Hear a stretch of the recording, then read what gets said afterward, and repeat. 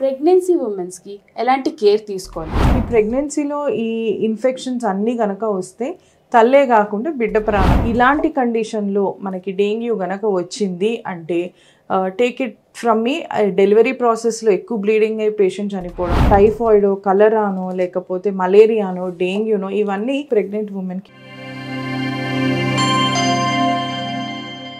Hi, hello, నమస్తే, welcome to Dhatri health. ఈ రోజు మనతో పాటు డాక్టర్ కావ్యప్రియ వజ్రాల గారు ఉన్నారు. Madam, welcome to Dhatri.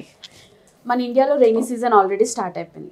So ఈ పర్టికులర్ రైనీ సీజన్లో ప్రెగ్నెన్సీ ఉమెన్స్కి ఎలాంటి కేర్ తీసుకోవాలి? స్పెషల్లీ ఫుడ్ విషయంలో కానీ వాటర్ విషయంలో కానీ ఎలాంటి ప్రికాషన్స్ తీసుకోవాలి? This is a very important topic actually. So rainy సీజన్లో అంటే ఇన్ జనరల్ ప్రెగ్నెంట్ అనే కాదు, ఎవరికైనా కూడా మనం కొన్ని ప్రికాషన్స్ చెప్తాము. బట్ ప్రెగ్నెంట్ ఉమెన్కి ఎందుకు చెప్తాము అంటే ప్రెగ్నెన్సీతో కూడి ఏమన్నా సూపర్ యాడెడ్ ఇన్ఫెక్షన్స్ ఉన్నా కూడా కాంప్లికేషన్స్ అనేవి చాలా డిజాస్ట్రస్గా ఉంటాయి. కొన్నిసార్లు ఐసీయూ అడ్మిషన్స్ చూస్తూ ఉంటాము అండ్ ప్రీటర్మ్ డెలివరీస్ చూస్తూ ఉంటాము. సో అలా అవ్వకుండా ఎటువంటి జాగ్రత్తలు తీసుకోవాలి అంటే, ఒకటి, రెయినీ సీజన్లో మనం మోస్ట్ కామన్గా చూసేది నీటి కాలుష్యం.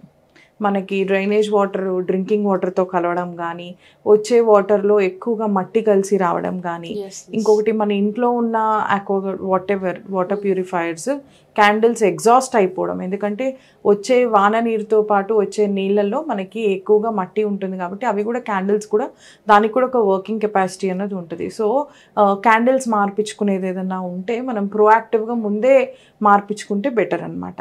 సో అదొకటి ఉంటుంది. ఇంకోటి ఫుడ్ కంటామినేషన్ ఉంటుంది.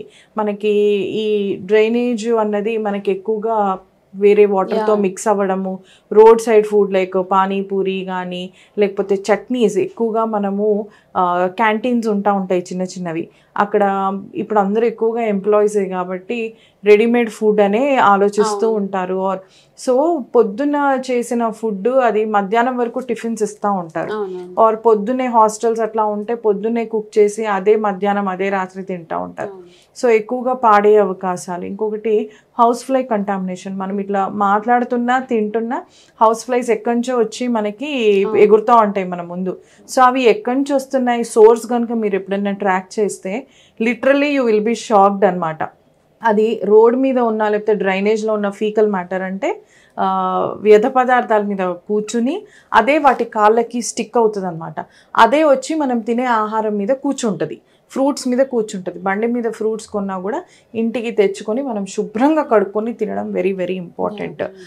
సో ఇవి వచ్చి వాటి మీద కూర్చొని ఏవైతే బ్యాక్టీరియా అవన్నీ ఉంటాయో అవన్నీ మన ఫుడ్ మీద వదలడం అనేది జరుగుతూ ఉంటుంది. అంతేకాకుండా మీరు ఎప్పుడైనా మ్యాగ్నిఫై చేసి కనుక చూస్తే, ఇప్పుడు మనకి అవేర్నెస్ వీడియోస్ చాలా వస్తున్నాయి ఇన్స్టాగ్రామ్ కానీ వేరేవేర్, మనకి అది హౌస్ ఫ్లై కంటామినేషన్ ఎట్లా అవుతుంది అన్నది కొన్ని వీడియోస్లో చాలా బాగా చూపించారు. అది ఎక్కడి వచ్చేసి ఫుడ్ ప్లేట్ మీద కూర్చొని అక్కడే అది కూడా మోషన్ పాస్ చేస్తుంది. బట్ అన్ఫార్చునేట్లీ ఆ మోషన్ కూడా మన సాసెస్ కానీ లేకపోతే చట్నీ కలర్స్లో కానీ మిక్స్ అయిపోతుంది. So you will take that also and eat. So ఇలాంటి కాలుష్యం ఎక్కువగా ఉండడము. అండ్ దోమలు మనకి ఎప్పుడు కూడా గుర్తుంచుకోండి, it just doesn't apply to గల్లీలో ఉండేవాళ్ళు, రిచ్ బంగ్లాస్లో ఉండేవాళ్ళు కాదు, ప్రతి ఒక్కరికి ఇది అప్లై అవుతుంది. ఎక్కడైతే వాటర్ స్టాగ్నేషన్ అన్నది ఉంటుందో దాన్ని మనము పూర్తి చేసేయాలి.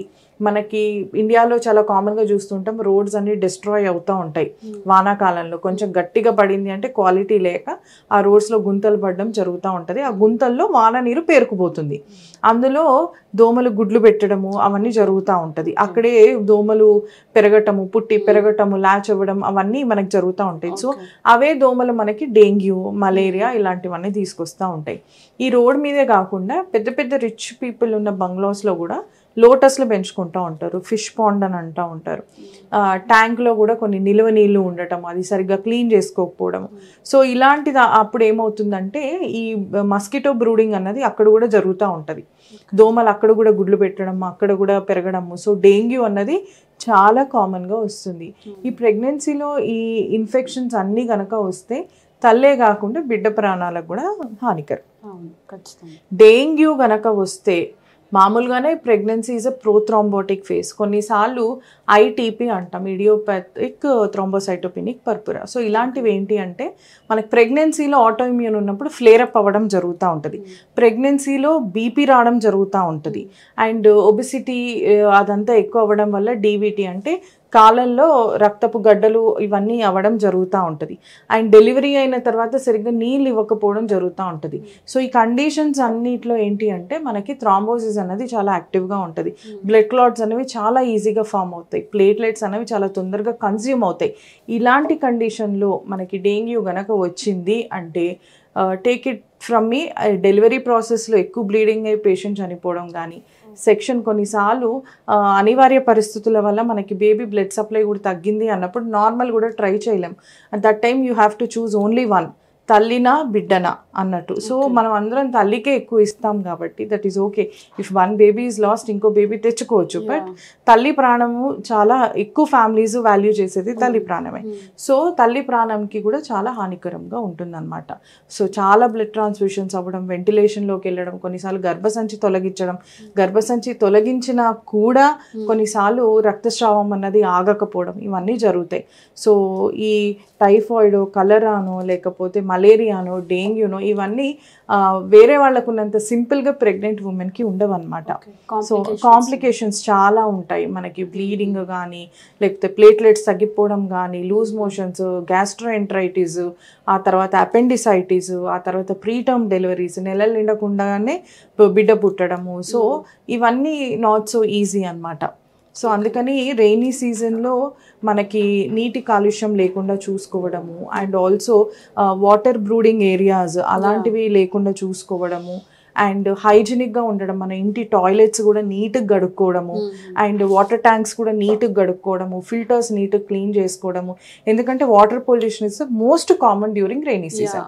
సో అందుకని అండ్ మీ చుట్టూ పరిసరాలు చెట్లు కూడా ఎక్కువగా పెంచకుండా, మీకు కనుక గార్డెన్స్ అట్లా ఉంటే చెట్లు కూడా ఎక్కువగా పెంచకుండా, చిన్న చిన్న ఫిష్ పాండ్స్ అట్లా ఉంటే కూడా దాని మీద మీరు నెట్ వేయటము లేకపోతే అట్లా ఉంచుకుంటే కనుక మనకి చాలా వరకు మనకి బెనిఫిట్స్ అనమాట. అండ్ ఆల్సో ప్రెగ్నెన్సీలో కొన్ని వ్యాక్సిన్స్ ఉంటాయి, హెపటైటిస్ వ్యాక్సిన్ అలాంటివి కొన్ని తీసుకుంటే బెటర్ మనకి.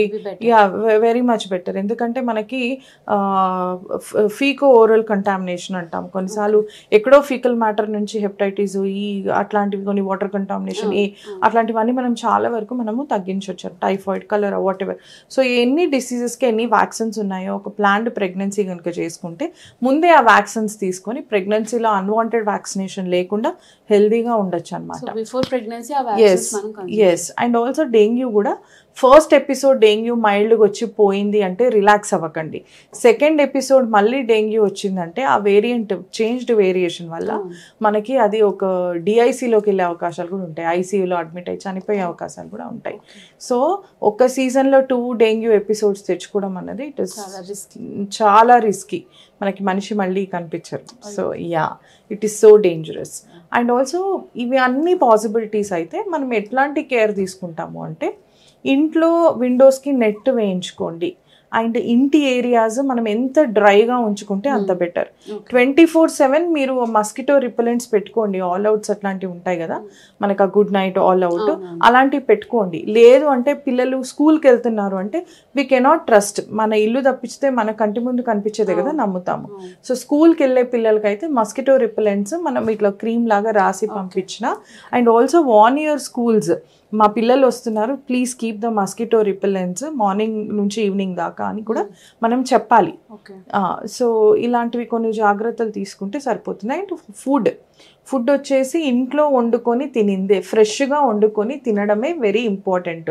ఫ్రిడ్జ్లో కూడా ఎక్కువ పెట్టద్దు, బయట నుంచి కూడా ఫుడ్ తెచ్చుకోవద్దు. అండ్ సో ఇంట్లో ఫ్రెష్గా కుక్ చేసి ఇచ్చిందే మనము ప్రెగ్నెంట్ ఉమెన్కి ఇవ్వాలి. And clean your vegetables and fruits very well.